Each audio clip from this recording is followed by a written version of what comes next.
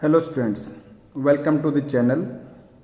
Today we will discuss about the numerical of the second unit current electricity. We will take 3 to 4 numericals of various type and these numericals are important. Please try to understand the numerical, how we are doing the numericals. Read the statement carefully, what is given to it, write down, then which formula is nearest, which we can apply, think it, write down and put the values by making all the quantities in one system of either SI or CGS system. Okay beta, now first of all we are going to select a numerical. Please remember this one. पहले मैं इसकी statement आपको मैं बताता हूँ क्या क्या दे रखा है.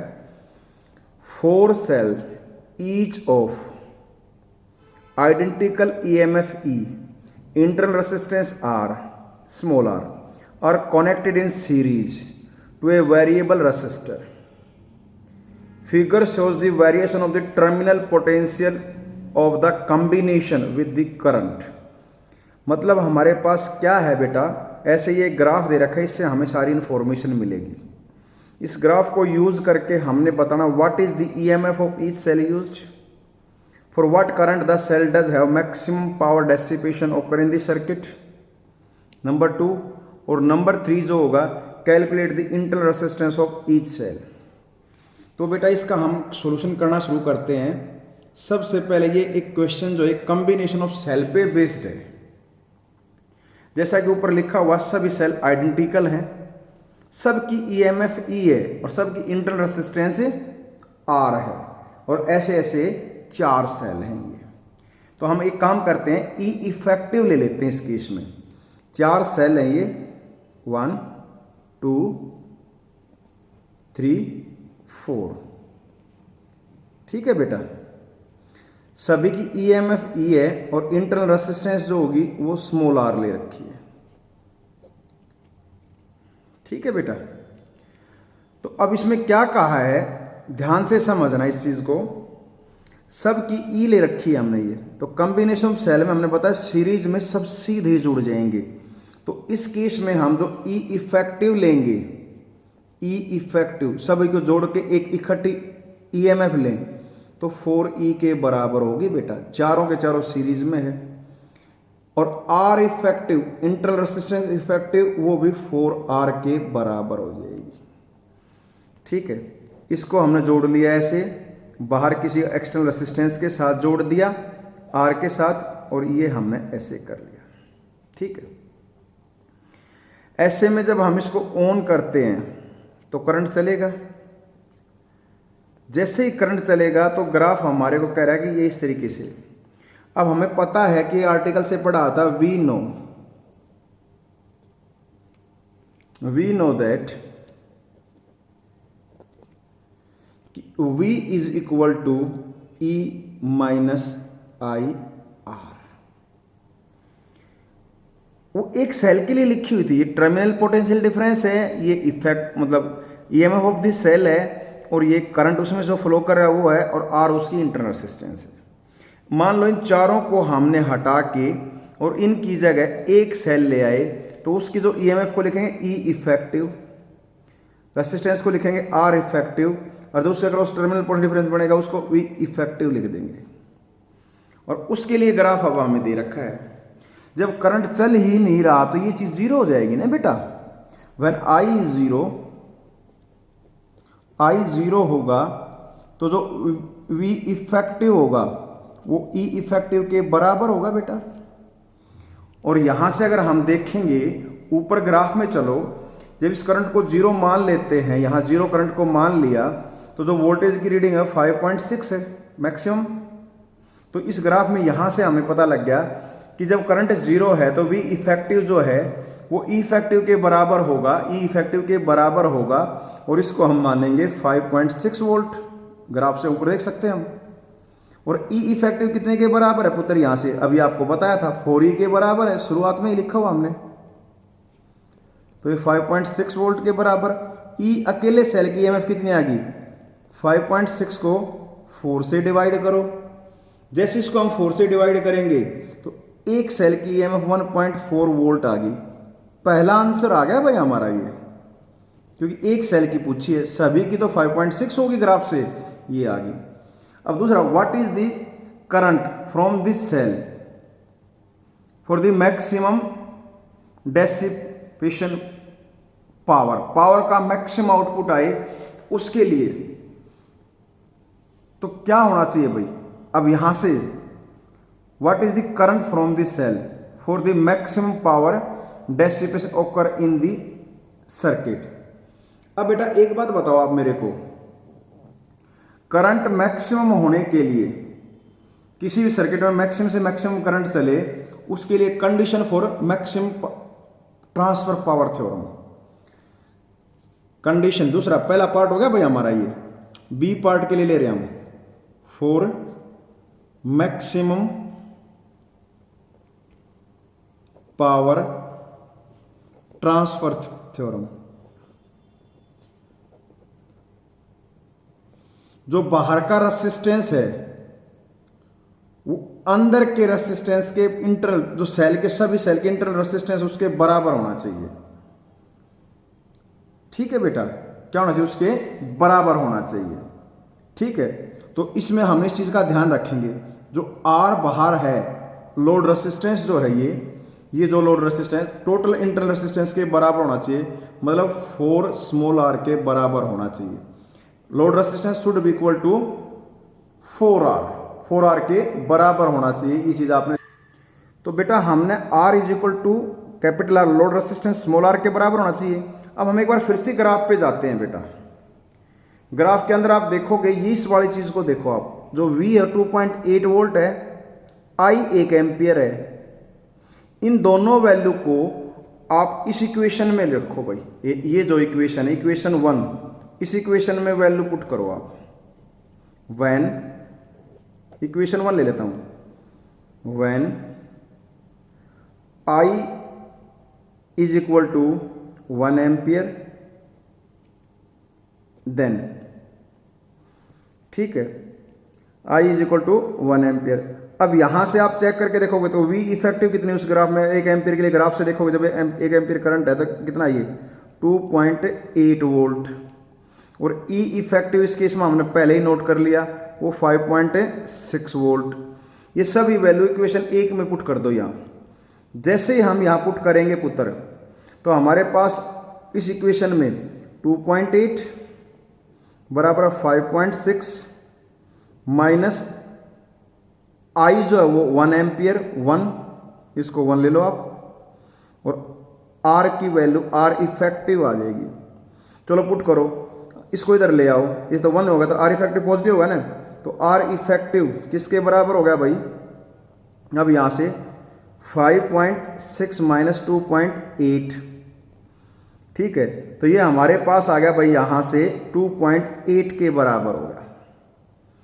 और R इफेक्टिव किसके बराबर है, 4R के बराबर। R इफेक्टिव जो है, जो ये R इफेक्टिव है, इसके अंदर ये किसके बराबर आया हुआ, देखो बेटा हमने क्या किया, इक्वेशन 1 में पुट करना, हमने ग्राफ से नोट किया, ये कंडीशन है R बराबर 4R के। जब 1 एम्पियर ग्राफ में देखेंगे, 1 एम्पियर के कॉरस्पॉन्डिंग V इफेक्टिव कितना है, 2.8 वोल्ट, और E इफेक्टिव हमने पहले जीरो करंट के लिए मेजर कर लिया, 5.6 वोल्ट। अब इन सभी को इक्वेशन नंबर 1 ऊपर यहाँ बना रखी है, इक्वेशन नंबर 1, इसमें वैल्यू पुट कर दिए। ठीक है बेटा, ये वैल्यू पुट कर दिया हमने यहाँ। जैसे ये वैल्यू पुट करी, V की जगह 2.8, E इफेक्टिव की जगह 5.8, 5.6 minus I R effective, R effective value निकाले 2.8 आ गई हमारे पास। और R इफेक्टिव यहाँ से किसके बराबर है, R इफेक्टिव, क्योंकि R इफेक्टिव ऊपर लिखा हुआ, सबसे ऊपर देखोगे यहाँ लिखा हुआ R इफेक्टिव 4R के बराबर, तो ये 4R के बराबर होगी भाई, और ये वैल्यू आ गई 2.8। ठीक है, यहां से अगर हम R को निकालेंगे तो ये आ गई 0.7 ओम, क्योंकि एक की इंटरनल रेजिस्टेंस 0.7 ओम आ गई। ये पूछा हुआ C में, थर्ड पार्ट पूछा हुआ है। ठीक है बेटा, अब एक काम करते हैं, इसके दूसरे पार्ट के लिए, for maximum power transfer theorem, R should be equal to this one, तो कितना करंट चलना चाहिए। अब करंट के निकालने के लिए हमें पता लग गया, जो लोड रेसिस्टेंस है 4R के बराबर होना चाहिए, और 4R किसके बराबर है, 2.8 वोल्ट के बराबर, ये रहा 4R। या आर की वैल्यू आ गई 0.7, फॉर आर की वैल्यू भी भैया हमारे यहाँ से। तो आई मैक्सिमम कितना होगा इस केस में भाई? आई मैक्सिमम के लिए हम क्या करते हैं बेटा, प्लीज देखो एक बार। आई मैक्सिमम के लिए हम क्या करेंगे पुत्र? आई मैक्सिमम के लिए क्या करेंगे? E maximum divided by R plus total internal resistance 4R। अब ये वैल्यू हमारी 5.6 आई हुई है, पक्की बात है। 4R मैक्सिमम के लिए दोनों बराबर होने चाहिए, टोटल इंटरनल रेसिस्टेंस और लोड रेसिस्टेंस बराबर होनी चाहिए। इससे पिछले पेज पे लिखा हुआ है, कहने मतलब ये 8R के बराबर होनी चाहिए, दोनों बराबर रखेंगे ना। For maximum R should be equal to 4R, तो ये दोनों को जोड़ देंगे 8R हो जाएगा। तो आई मैक्सिमम किसके बराबर हो गया बेटा? 5.6, और R की वैल्यू अभी हमने पीछे निकाल ली है, तो 0.7 आई है, 8 इंटू 0.7, तो ये भी कितना हो गया? 5.6, और ये भी कितना हो गया? 5.6, कुल मिला के 1 एम्पियर। ये हमारा बी आंसर आ गया। तो करंट मैक्सिमम कब होगा भाई? कितना चलेगा मैक्सिमम पावर के लिए? करंट 1 एम्पियर होना चाहिए। और इंटरनल रेसिस्टेंस हर सेल की कितनी आएगी? 0.7 ओम, ठीक है। और हर किसी की ईएमएफ कितनी होगी वो अभी आपको बताया था, 1.4 वोल्ट। ये चारों चीजें आपने ध्यान में, तीनों चीजें निकालने के लिए पूछे, तीनों चीजें हमने निकाल दी हैं। इस तरीके से हमने सारा जो हमें नॉलेज थी उसको यूज किया। अब हम अगला क्वेश्चन लेते हैं, क्वेश्चन नंबर 2, एक बार उसको डिस्कस करते हैं, ठीक है। क्वेश्चन नंबर 2 क्या है भाई, अभी बताते हैं आपको। देखो यहां लिख देता हूं स्टेटमेंट, उसके बाद डिस्कस करते हैं। देखो बेटा, अगला क्वेश्चन जो ले रहे हैं उसकी स्टेटमेंट क्या है? The galvanometer G shows 0 deflection या 0 reading in the figure, find the value of the R, batteries are resistanceless. ये जो दो बैटरी हैं ये रेसिस्टेंस लेस है, इनमें किसी तरह की कोई रेसिस्टेंस नहीं है। करंट ऐसे चलेगा बेटा, इसमें करंट ऐसे चलने की बात कर रही है, यहाँ से नेगेटिव में वापस आएगा।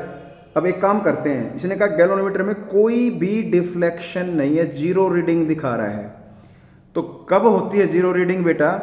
जितने पोटेंशियल पे ये है उतने ही पोटेंशियल पे ये पॉइंट होना चाहिए, और ये दोनों आपस में जुड़े हुए हैं नेगेटिव से, और ये भी नेगेटिव से। तो मान लो ये 0 पोटेंशियल है भाई, यहाँ 0, तीनों 0 पोटेंशियल पे हो गई है।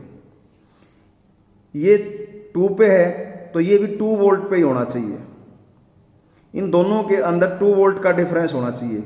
2 पे ये है तो 2 पे ये होना चाहिए, 2 वोल्ट पे ये होना चाहिए, तभी तो इसके अंदर क्या होगा? 0 डिफ्लेक्शन आएगा। क्योंकि higher potential to lower potential current चलेगा, इक्वल होंगे तो कोई करंट नहीं चलेगा।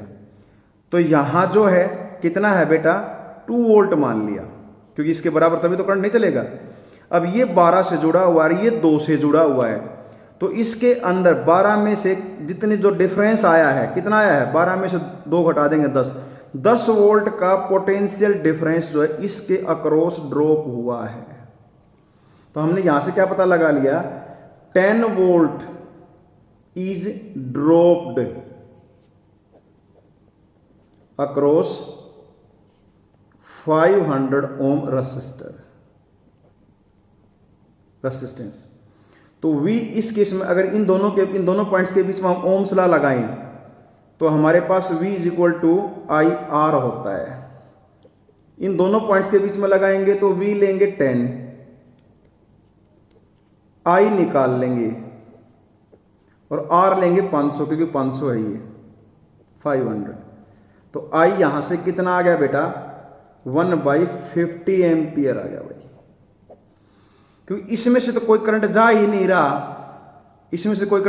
रहा, तो ये तो किसी काम का है नहीं। अब ये जो करंट आया, इसमें जो करंट चल के आया कितना आया है? 1/50 एम्पियर। जो ये करंट चल के आया है इसमें से, यहां से वो करंट इधर से ही आ जाएगा। ऐसे कैसे? क्योंकि यहां तो करंट गया नहीं ना, गैल्वेनोमीटर में तो कोई भी करंट नहीं गया, तो करंट इधर से आएगा।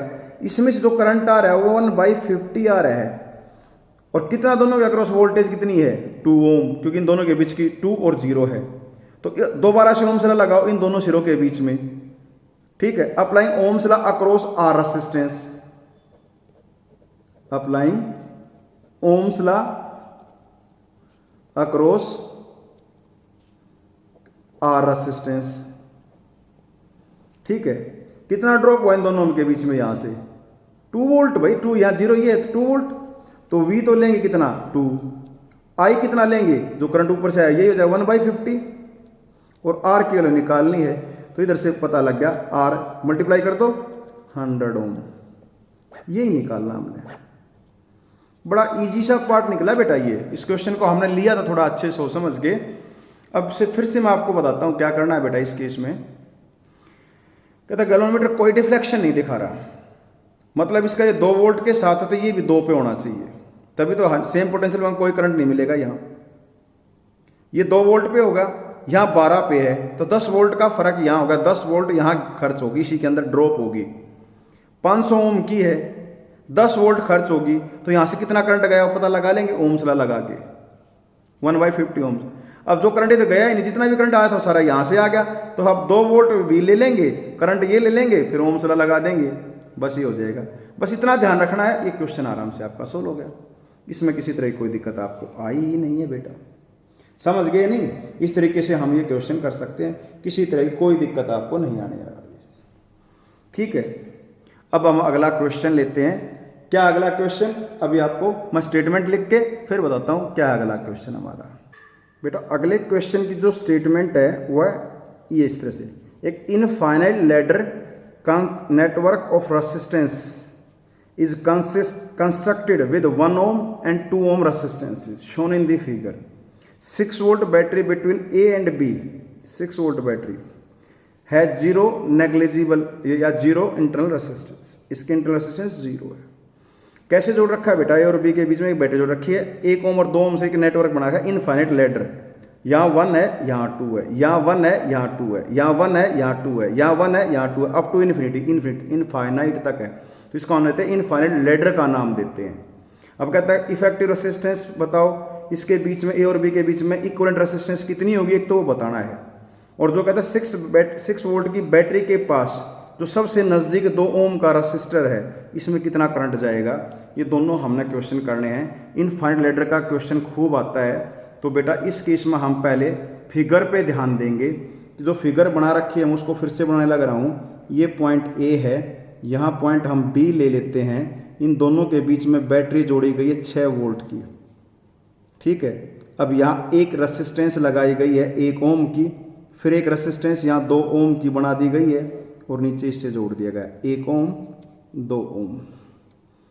फिर यहाँ एक रेसिस्टेंस फिर 1 ओम की लगा दी गई है और फिर एक रेसिस्टेंस 2 ओम की लगा दी गई है, ऐसे 1 ओम 2 ओम। आगे चल के फिर एक रेसिस्टेंस 1 ओम की लगा दी गई है, फिर एक रेसिस्टेंस 2 ओम की लगा दी गई है, 1 ohm 2 ohm and so on, आगे up to infinity to infinite. Infinite ले लेता हूं मैं। ठीक है, ये लिख दिया। अब मान लो हमने जो काम करना है ऐसे में, इस सारे की जो है बिल्कुल पूरे की जो पूरे की इफेक्टिव रेसिस्टेंस है वो मैंने x मान ली। Let R effective is x ohm. ठीक है बेटा, समझ रहे हो, यानी बैटरी को छोड़ो थोड़ी देर के लिए, इस सारे की रेसिस्टेंस हमने इफेक्टिव जो आंसर आएगा वो x मान लिया। उसमें से मैं अगर एक को कम कर दूं तब भी इनफाइनाइट ही रहेगा। भाई इस एक को हटा दूं, यहां मैं इसको ना रखूं, तब भी ये कितना है, इनफाइनाइट तक ये। तो x इसकी वैल्यू भी, मतलब क्या कहेंगे ऐसे क्वेश्चन को सोल्व करने के लिए, हमने जहां बैटरी दे रखी जिससे अगर पूछेंगे वहां से आगे चलो और जहां से वो सर्किट रिपीट होना शुरू हो जाए 1 ओम 2 ओम फिर 1 ओम 2 ओम फिर 1 ओम 2 ओम, यहां से इसके बाद जो है इस कंडीशन के बाद ये रिपीट होना शुरू हो गया, इसको छोड़ के फिर ये रिपीट हो रहा है, तो इसकी वैल्यू को आप जितनी आपने इफेक्टिव मानी उसके बराबर रख दो, क्योंकि इसके हटाने के बाद भी x है इनफाइनाइट, अब भी x ही है। तो इसको हम क्या करेंगे, जहां से रिपीटेशन स्टार्ट होता है उस सारे को हटा के उसकी जगह एक रेसिस्टेंस मान लेंगे सिंगल, उसकी वैल्यू x रख देंगे। जैसे हम ये कह सकते हैं अगले केस में इस फिगर को बनाएं, ये A पॉइंट ले लिया, इसको हमने B पॉइंट ले लिया, दोनों के बीच में बैटरी जुड़ी हुई है 6 वोल्ट की। अब ये एक ओम की वैल्यू थी, ऊपर बना रखा। ठीक है, यहाँ 2 ओम ले लिया, ये इससे जोड़ दिया। अब इसके बाद आगे चलते तो रिपीटेशन स्टार्ट होगा, वही चीज़ दोबारा आनी शुरू होगी। तो रिपीटेशन होगा तो उसकी जगह क्या करो, जहाँ से रिपीटेशन स्टार्ट हो जाए वहाँ एक रेसिस्टेंस बनाओ, उसको x मान लो, क्योंकि इसके सारे की x मानी हुई है। इसको हटा देते तब भी तो पहले जैसे क्वेश्चन हो गया ये, तो इसका x मान लें, रिपीटेशन स्टार्ट हो उसकी सारी की वैल्यू x मान लो। अब इन सभी को सोल्व करके और R इफेक्टिव x के बराबर रख दो, दोनों किस में आपस में ये पैरेलल में। तो ये जैसे ही पैरेलल में होंगी तो इसके लिए हम क्या करेंगे, इन दोनों को सोल्व कर लेंगे, a और b, ये a है और ये b है, बैटरी को नहीं दिखाते। अब ये 1 मान लिया, इसको हमने 2 माना, 2 और x किस में है पैरेलल में, इन दोनों को सोल्व करके इसकी जगह 1 मान लेंगे हम। दोनों को सोल्व करो तो कितना हो जाएगा, 1/2 ही है तो 1/2 प्लस में 1/x और ये 1/r डैश आ जाएगी। इसको सोल्व करेंगे तो पता क्या आएगा, यहाँ 2 के लिए ऊपर दोनों की मल्टीप्लीकेशन, दोनों नीचे का जोड़, तो ये आएगी 2x/x + 2 और ये 1 ओम आई हुई है। अब इन दोनों किस में है, ये सीरीज में, इन दोनों को जोड़ के R इफेक्टिव के बराबर रख देंगे, क्योंकि आंसर तो हमारा R इफेक्टिव मानना हुआ ना हमने, सॉरी R इफेक्टिव मतलब x मानना हुआ, x के बराबर रख देंगे। इन दोनों को सीरीज में है, इन दोनों को भी ऐड करो और लिख दो 9। एक और कितना है 1 प्लस में 2x x + 2 बराबर है x ले लेंगे, क्योंकि आंसर तो हमारा x के बराबर माना हुआ हम टोटल। अब यहां से इसको सोल्व करो आप, जैसे इसको सोल्व करेंगे तो हमारे पास क्या आया है भाई, इस एक को इधर ले जाओ तो 2x x + 2 और यहाँ क्या हो जाएगा, ये x - 1 मल्टीप्लाई करो, इसको मल्टीप्लाई करो इधर, तो 2x तो इधर रह गया, मल्टीप्लाई करेंगे यहाँ क्या आ गया, x + 2 multiplied by x - 1 multiply कर दो, इसको सोल्व करो इधर। तो 2x तो ऐसे कैसे, इसमें क्या होता है x², दोनों को जोड़ो तो -x, ठीक है, और इनको करेंगे तो -2 मल्टीप्लाई, ये इसको मल्टीप्लाई कर देना, आंसर आपका ही आएगा। अब इसको इधर ले आओ, इसको इधर ले आओ, क्या बनेगा, ये इसको इधर ले जाएंगे माइनस का 0, तो 0 बराबर है क्या होगा x², यहां से क्या बनेगा, देखिए बेटा एक बार ध्यान से, इसको हाँ -3 हो जाएगा, इधर जाएगा तो -3x हो जाएगा और -2 बराबर 0, इसके फैक्टर करो, ये हो गया ना यहाँ से, इसको तो 0 तो इसके इधर ले गया, 0 हो गई, इसके बराबर आ गया। अब इसको सही से लिख लेते हैं, x² -3x -2 = 0, फैक्टर करो, एक x - 2 आएगा और एक x - 1 आएगा। देखना बेटा यही आएगा क्या इसके अंदर, एक बार चेक करो, यहां तो होना चाहिए हमारे पास 3, ठीक है, और यहाँ हमारे पास ये +2, नहीं फैक्टर में गड़बड़ आई है बेटा हमारे यहाँ, ये नहीं आएगा अभी। एक बार फिर से चेक करके देखते हैं, इन दोनों की मल्टीप्लाई करेंगे तो ऊपर 2x नीचे x + 2 आएगा, एक के साथ रखेंगे तो प्लस में 1 हो जाएगा, बराबर x रखेंगे, इसको जाएंगे माइनस कर देंगे, ठीक है, यहाँ से आ गया ये। इसके बाद इसको मल्टीप्लाई करेंगे तो ये हमारा मल्टीप्लाई हो जाएगा, तो 2x x² -x, सॉरी ये माइनस नहीं +x आएगा, ये दिस विल बी +x, ये ध्यान देना, 2 और यहाँ करेंगे तो +x आएगा, और जिसको इधर लेके जाएंगे तो ये -x हो जाएगा बेटा यहाँ, ठीक है। जैसे ही -x होगा तो माइनस का 2 और प्लस का 1 हो जाएगा। अब ये -x हो गया है तो यहाँ प्लस का 2 और माइनस का 2 प्लस का 1 हो जाएगा, बराबर 0 रखेंगे तो x की वैल्यू 1 तो आएगी 2 ओम और x की वैल्यू 1 आएगी -1 ओम। ये पॉसिबल है नहीं, नॉट पॉसिबल, नॉट पॉसिबल, ठीक है। तो x किसके बराबर आ गया 2 ओम, तो R इफेक्टिव हमारे पास, R इफेक्टिव ए बी के बीच में कितनी आ गया 2 ओम आ गया, ठीक है। अब पूछा करंट कितना चलेगा, इस ये भी 2 हो गया और ये भी 2 हो गया, ठीक है, टोटल 2 आ गया ना हमारा, टोटल 2 आया है आर इफेक्टिव ए और बी के बीच में, मतलब जो हमारा टोटल आया हुआ है वो आया हुआ आर ए बी के बीच में, जो आया हुआ आर ए बी के बीच में वो 2 ओम आया है। तो करंट कितना चलेगा बताओ, I = 6/2, 3 एम्पियर करंट चलेगा, ठीक है। तो यहां से अब ध्यान देना बेटा, इसमें से 6 वोल्ट में यहां से 6 एम्पियर करंट चलेगा, 6 एम्पियर करंट यहां आया, सॉरी 3 एम्पियर करंट, 6 का मतलब 3 एम्पियर करंट यहां आया, ये दे रखा, तो 3 एम्पियर करंट यहां आ जाएगा इसमें, ये भी 2 बन गई, ये भी 2 आ गई, तो दोनों बराबर बराबर डिस्ट्रीब्यूट होगा, तो यहां करंट जाएगा 1.5, एम्पियर, और इसमें 1.5 हो जाएगा। तो इसमें से पूछा है ना यहाँ से कितना है नियरेस्ट में से, तो 1.5 एम्पियर इज द करंट, हमारा दूसरा आंसर भी आ गया ये। समझ में आया? इस तरह से लेडर क्वेश्चन को हम करेंगे। लेडर क्वेश्चन की सबसे अच्छी विशेषता क्या है कि हमने डायग्राम को देखेंगे, जहां कहीं से रिपीटिशन स्टार्ट हो जाए उसके बाद की वैल्यू को आप x मान लेना। पहले कुछ दे रखा हो फिर रिपीटिशन दे रखा होगा, उसके बाद की वैल्यू को आप x मान लेना। इन सब का जैसे इसको x मान लिया हमने, 2 + x हो गया। अब दोनों पैरेलल में है तो ये पैरेलल में दोनों का हिसाब किताब कर दिया, ऊपर दोनों मल्टीप्लीकेशन, नीचे दोनों का जोड़ होगा, एक आर इफेक्टिव होगा। अब इन दोनों को सीरीज में लेके x के बराबर रख दिया, फिर सोल्व किया। सोल्व करने पर हमारे पास ये इक्वेशन आ गई, ठीक है। इसके फैक्टर इधर को इसको जाके माइनस का हो जाएगा, ये माइनस का x -2, इसके -2 और +1 दो हो जाएंगे, -2 और +1 दो फैक्टर बन जाएंगे। यहाँ से x की वैल्यू 2 आएगी और एक आएगी माइनस रेसिस्टेंस हो नहीं सकता, 2 ही एम्पियर आएगी। तो इस ए बी के बीच में जो टोटल रेसिस्टेंस है 2 आई, 6 वोल्ट लगा रखी है, तो कितना करंट चलेगा यहाँ से 3 एम्पियर।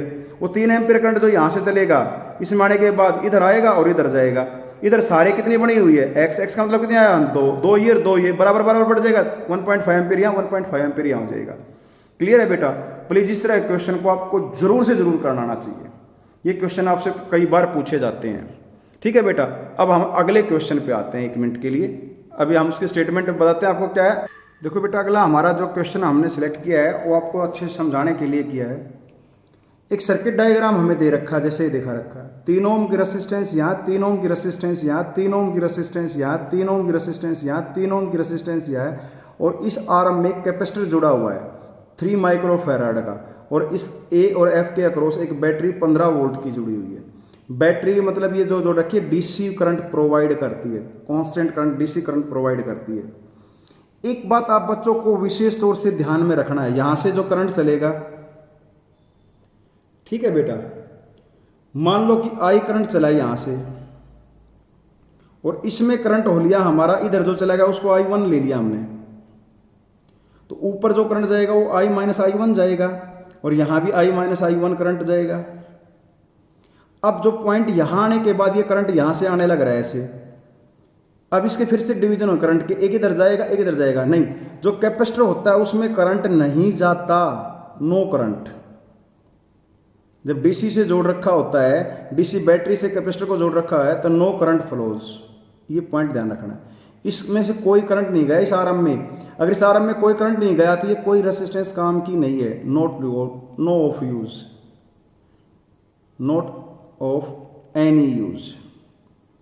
इसको हमने किसी भी यूज का नहीं माना, इसको हम यहाँ से हटा देंगे 1%। ये मानो कि ये रेसिस्टेंस है ही नहीं, सीधा तार जुड़ा हुआ, बस ये सिंगल वायर ऐसे जुड़ा। अब आपके लिए इजी सा पार्ट हो जाएगा, समझने के लिए हम ले रहे हैं इसी चीज़ को कि अब हम इसको दूसरे सर्किट के तौर पे बनाए, छोटे सर्किट के तौर पे बनाए, तो यहाँ से बैटरी जोड़ दी हमने। अभी देखो बेटा, ऊपर वाले को ध्यान में रखना, ये बैटरी जुड़ी है 15 वोल्ट की, यह आने के बाद एक रेसिस्टेंस तो ये जुड़ी हुई है पहले 3 ओम की, ऊपर जाके एक 3 ओम की यहाँ जुड़ी हुई थी, और एक नीचे ये जुड़ी हुई है 3 ओम, एक यहाँ 3 ओम की जुड़ी हुई है, ठीक है, और फिर यहाँ से ऐसे जोड़ रखा है। अब ये नहीं बनाना आपने समझने के लिए, तो यहाँ से जो करंट चला 1.15 वोल्ट है ये, ठीक है। अब यहाँ से करंट चला I1 और इधर चला हमारा I - I1। अब इसको और सिंप्लीफाई हम करें तो 3 और 3 किस में, ये सीरीज में 6 हो गए, और ये 6 इसके साथ किस में है, पैरेलल में। 6 और 3 को पैरेलल में लेंगे तो ऊपर क्या होगा, इसका सॉल्यूशन ऊपर क्या होगा, इस कंडीशन में करेंगे, ऊपर दोनों की मल्टीप्लीकेशन, नीचे दोनों का जोड़। 3 और 6 की मल्टीप्लीकेशन 18 होगी, दोनों का जोड़ करेंगे 9, तो ये 2 ओम आ जाएगी भाई, ये सारी 2 ओम होगी, और ये 3 है, 2 और 3 किस में होगी, सीरीज में। तो आर इफेक्टिव जो आएगी वो इसमें आ जाएगी 2 + 3 5 ओम, और जो करंट चला ना हमारा करंट, वो कितना हो जाएगा, 15 वोल्ट की लगी हुई थी, 5 सारी आ गई, 3 एम्पियर करंट चला भाई इसमें सारा। समझ में आया या नहीं, ये 3 एम्पियर करंट। फिर से देखो, 3 और 3 किस में, सीरीज में हो गई, 6 और 3 किस में होगी, पैरेलल में। 2 के लिए हम क्या कर सकते, 6 और 2 को 3 को पैरेलल में लेंगे तो आंसर हमारा 2 ओम आएगा। क्योंकि ऊपर दोनों की मल्टीप्लिकेशन, नीचे दोनों का ऐड। तो ये 6 होगी, ये 3, 18 दोनों की मल्टीप्लिकेशन होगी, दोनों को जोड़ेंगे तो 9 हो जाएगा, 2 ओम। ये सारी 2 ओम आई और 2 3 ये थी तो 5, सारी 5 होगी। सर्किट में 5, इस सर्किट की इफेक्टिव रेसिस्टेंस आई, 15 वोल्ट जोड़ रखा है, तो करंट हमारे पास क्या हो जाएगा, वोल्टेज बटे इफेक्टिव रेसिस्टेंस 3 एम्पियर। यहाँ से 3 एम्पियर करंट चलेगा भाई, आई 3 चलेगा। ऊपर 6 है यहाँ, और यहाँ कितनी है, यहाँ 3 है, ठीक है। तो करंट के हिस्से करने पड़ेंगे भाई हमें अब यहाँ से। इसमें 6 रुकावट है और इसमें कितनी है, 3। तो आपको पता होना चाहिए जिधर रुकावट कम होगी वहाँ करंट ज़्यादा जाएगा, और जहाँ ज़्यादा होगी तो किस रेशो में है, 6 और 3, 2-1 का रेशो है, 2 ऊपर है 1 नीचे है, ठीक है। तो ऊपर कितना जाएगा बेटा, अब यहाँ से देखेंगे तो ऊपर करंट जाएगा हाफ, मतलब ऊपर वाले इस हिस्से में जो रेसिस्टेंस बनी हुई है वो हमारी कितनी बनी हुई है बेटा, 6 ओम, और यहाँ कितनी बनी हुई है, 3 ओम। तो यहाँ 6 और 3 मतलब 2-1 का रेशो रेसिस्टेंस का है। तो करंट का रेशो क्या होगा, यहाँ से 2 हिस्से जाएंगे और यहाँ से 1 जाएगा। तो 3 कैसे हिस्से करो, जो इसमें से 2 जाए और ऊपर से 1 जाए। तो सीधी बात है, इस आरएम में करंट 1 एम्पियर जाएगा, 1 एम्पियर 1 एम्पियर, और यहाँ कितना जाएगा, इसमें 2 एम्पियर। 3 के हिस्से होते गए, इसमें क्या 1:2 का होगा। रेसिस्टेंस 2:1 में है, करंट 1:2 में हो जाएगा। समझ गए, यानी इसमें से कितना जाएगा, 1 एम्पियर करंट यहाँ से 3 वाले में से 2 एम्पियर जाएगा, और 6 वाले में से ऊपर से 1 एम्पियर जाएगा। प्लीज 2:1 का रेसिस्टेंस का रेशियो है, क्योंकि करंट जो होता है इनवर्सली प्रोपोर्शनल टू 1/R होता है पैरेलल में। ये 6 बनी हुई है और ये 3 है, तो 2:1 का रेशियो रेसिस्टेंस का है, तो करंट का रेशियो 1:2 का हो जाएगा, ठीक है। तो यहाँ से ये 6 है, ये 1 है, 2:1 का रेशियो रेसिस्टेंस का, 2 यहाँ 1 यहाँ, तो करंट 2 यहाँ होगा 1 यहाँ होगा। तो इसमें से करंट 2 जाएगा, इसमें से करंट 1 जाएगा। इस तरीके से यहाँ से करंट 1 एम्पियर गया, तो कितने से जुड़ा हुआ है, ये सब 15 से जुड़ा हुआ है। 15 में से यहाँ 1 एम्पियर गया, कितना खर्च होगा इसमें, 3, क्योंकि V = IR होता है ना। तो I कितना है, 1, वोल्टेज कितनी है, 3, तो सॉरी रेसिस्टेंस कितनी है, 3, कितना खर्च होगा, IR 1 इंटू में मतलब 1 × 3, तो यहाँ 3 वोल्ट खर्च होगी। 15 में से 3 वोल्ट खर्च होगी, तो यहाँ कितनी आ गई, 12 वोल्ट। ठीक है बेटा, 15 थी, देखो इधर से देखेंगे तो 15 वोल्ट होगी। ये समझ में आया या नहीं, 15 वोल्ट होगी है यहाँ से, इसके साथ जुड़ा हुआ, ये भी 15 पे, ये भी 15 पे, ठीक है। 15 में से यहाँ से करंट गया, ऊपर गया 1, तो इसमें 15, ये 15 पे है, यहाँ ड्रॉप हो जाएगा 3 × 1, 3 वोल्ट ड्रॉप होगी। 15 में से 3 खर्च होगी, तो यहाँ 12 रहेगी। फिर 3 खर्च होगी, क्योंकि करंट इधर से आ जाएगी, इधर से कोई करंट जाना नहीं, तो 12 में से फिर 3 गई, 9 रहेगी यहाँ। और तुम यहाँ से निकालो, इसे तो निकाल सकते थे, कितना है 3 का करंट, कितना है 2, 6, 15 में 6 गया, तो ये भी 9 रहेगी। हमें पूछा इसके और यहाँ इसके बीच में कैपेसिटर लगा हुआ है, और यहाँ किससे जुड़ा हुआ है, 0 से जुड़ा हुआ है। तो इधर से नेगेटिव का मतलब 0 से जुड़ा हुआ है, और यहाँ कितना आ गया 12, तो एक कैपेसिटर के दोनों प्लेट्स के बीच में कितनी वोल्टेज आ गई, 12 वोल्ट। 12 वोल्ट कैपेसिटर की अक्रॉस होगी है भाई। समझ में आया या नहीं, बस इसका जो मेन पॉइंट है वो आपने एक चीज का ध्यान रखना है, जिस आरएम में कैपेसिटर लगा हुआ है उस आरएम को हमने हटा देंगे। ये हटा दिया था हमने यहाँ से, आपने देखा हो तो। बाकी का सॉल्यूशन करके फिर करंट का हिसाब से यहाँ कितना वोल्टेज ड्रॉप हुआ वो पॉइंट निकाल लेंगे। ये 0 से जुड़ा कर रखा है, आप इसको अपने बुक से भी देख सकते हो। इस क्वेश्चन को करना चाहिए, जहाँ जहाँ जिस आरएम में कैपेसिटर लगा हुआ डीसी से जुड़ा हुआ है उस कैपेसिटर को यूज नहीं करेंगे, उसमें से कोई करंट नहीं जाएगा। करंट नहीं जाएगा तो सीधी बात है, फिर यहाँ बेटा किसी तरह का इस रेसिस्टेंस का यूज नहीं है, ये सर्किट से आउट कर दी जाएगी, मान ली जाएगी। ठीक है पुत्र, प्लीज इसको करना। ये 4 क्वेश्चन मैंने आपको बताए हैं, कोशिश करना है इनको समझ के आप कर सके। ठीक है, और बाकी प्रैक्टिस हम बाद में करेंगे। एक बार हमने थोड़े अलग से हट के थोड़े न्यूमेरिकल जो थोड़े समझ आ सके, आपको कंसेप्ट को समझ सको, वो हमने यूज़ किए। ठीक है पुत्र, प्लीज़ डू इट।